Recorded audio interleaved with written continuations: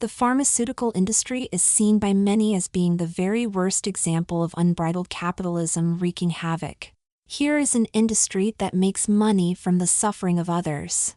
And just when it seems that the poor souls suffering from some deadly or debilitating disease cannot have it any worse, this industry can simply put up the price. People will pay to live, or to live without pain. They must pay. Sell the house. Go into debt. Deny the children an education, or even food. Buy the drugs that are needed. But there are other victims too. There are people like my son, Hank. Hank trained as a chemist because he was interested in science and wanted a career in it.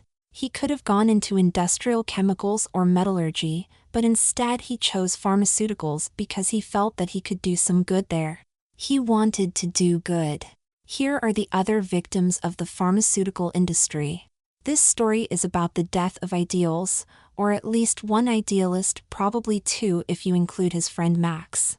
I am not sure how they met, but they both worked in very different positions in a large international drug company. Max was in finance and he was on the lookout for a new drug that might allow him to build his own business. He had strong connections with a bank, and he knew how to bankroll research, development, and patent costs. The pharmaceutical companies tell a story to excuse their bad behavior. They say that with high costs they would not be able to fund new drugs. Profits drive research, and research cures the world of diseases and other conditions. But Max knew the fallacies. They patent future development to stop competitors developing new drugs, then they get new patents of the finished goods to extend the protection and the ability to gouge customers. In addition, much of the research paid for by drug companies never brings the products to market. If cures are discovered, they can be concealed, or even destroyed, if they cannot be turned to a profit. Cures that do not make money can be buried. Hank had such an abandoned product which he had been working on, and he believed in. It showed positive effects on a number of serious skin conditions.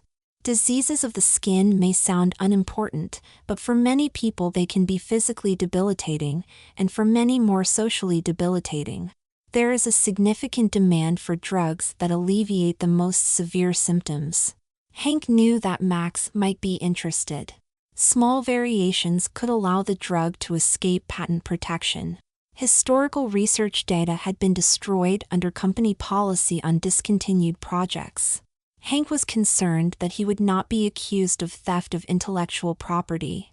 My advice to him was to let Max run with it before he handed in his resignation, and then tell his employer that he would be leaving to work on something similar to their discontinued line. That is what he did, and there appeared to be no real protest. I have considered since how much that major producer knew about the awful side effects of the drug. We will never know. Records have been destroyed, as I mentioned. Hank would have known the people who may have evidence, but Hank is dead now. But I believe that many of the test results were destroyed even before Hank got to see them. He would not knowingly have brought this product to market if he had any idea of the risks. That was not the kind of person he was. It was as I said to Max, Hank was too sensitive a person to survive the stress and shame, so he sought what seemed to him to be the only way out.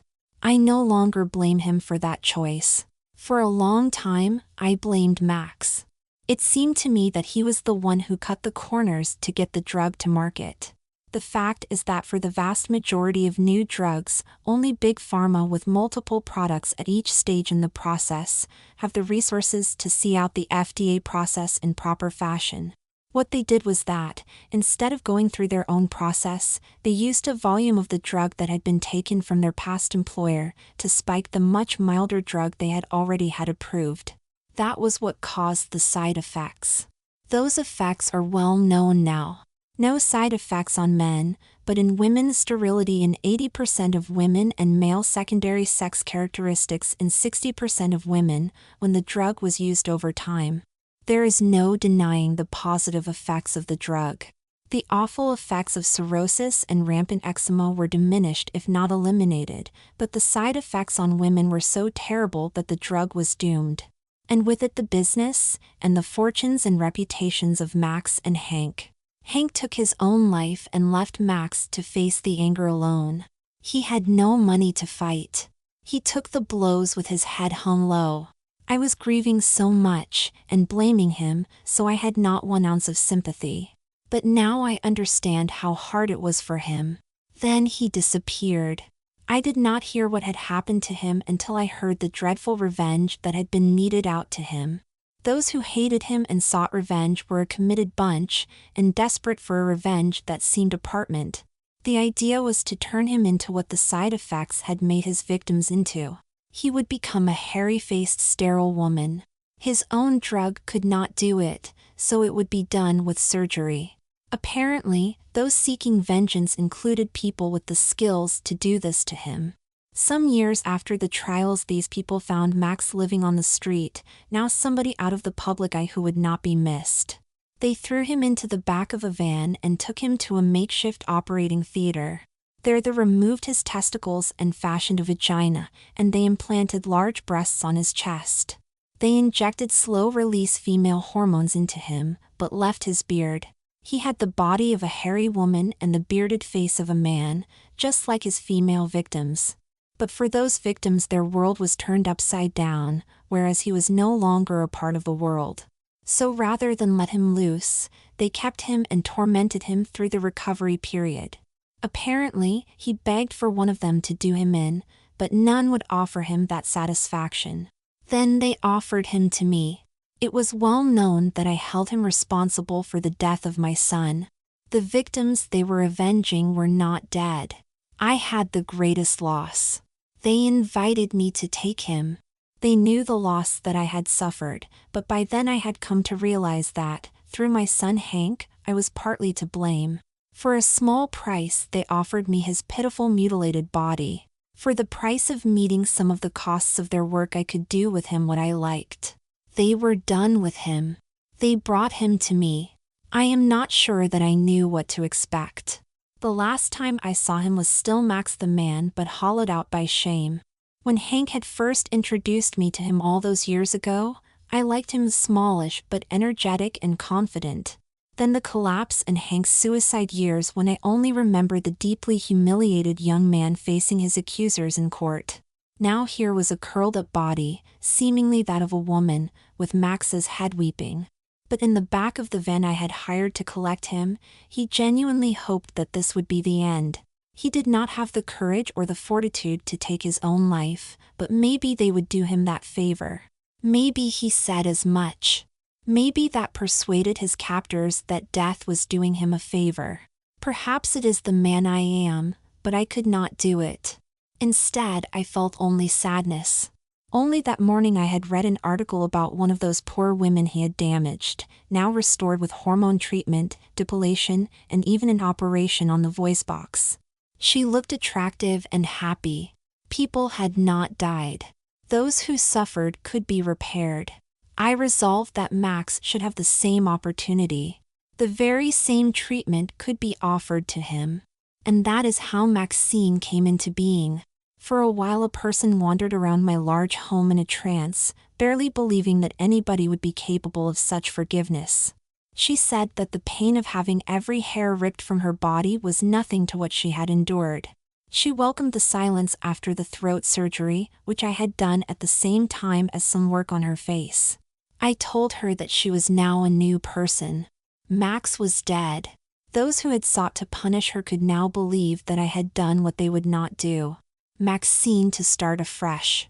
What would she do with her second chance at life? She said that she intended to use her knowledge to battle Big Pharma and ensure that drugs not concealed or suppressed, that they were properly tested before release, and well priced. She had a purpose, and she could do that from my home with its large office suite if I allowed her to stay. And she wanted to stay, initially out of gratitude for all that I had done.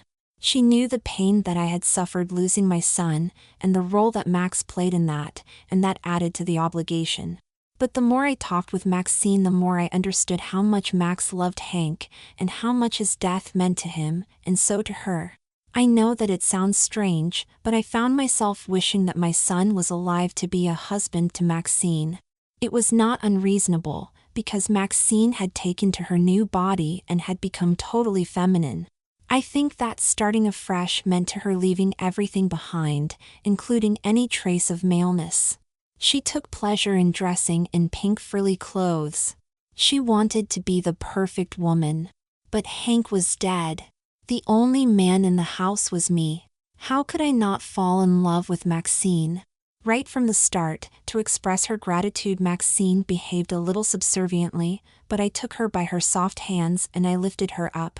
She could do what she liked around the house to please me, but she had a job to do.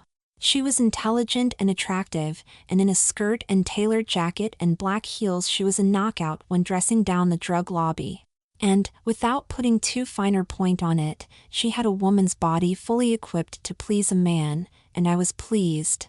Every now and again, when we lay in bed together, she would shed a tear for those who suffered injustice, including at the hands of Max and Hank, but she never considered herself to be one of those.